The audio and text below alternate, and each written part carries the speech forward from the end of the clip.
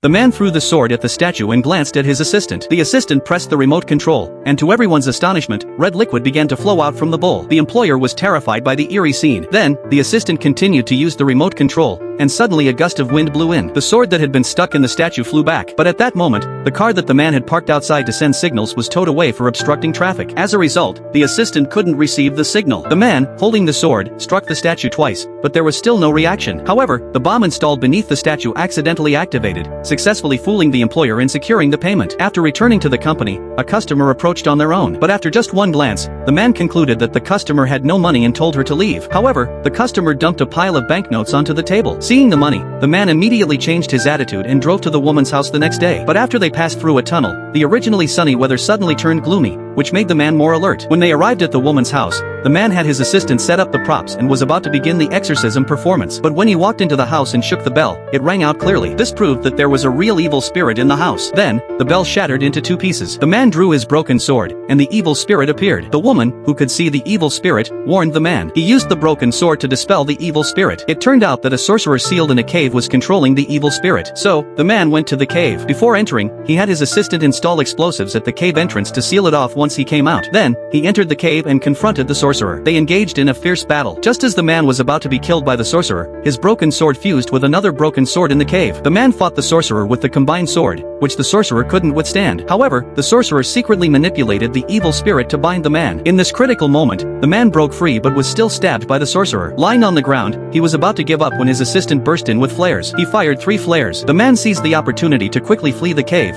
but the sorcerer chased after him. Just as the sorcerer was about to exit the cave, the man detonated the explosives, collapsing the cave entrance. Then, the assistant ignited the magical formation, restoring it to its original state. The man inserted the sword into the formation and activated it. A chain shot out and bound the sorcerer, successfully sealing him away.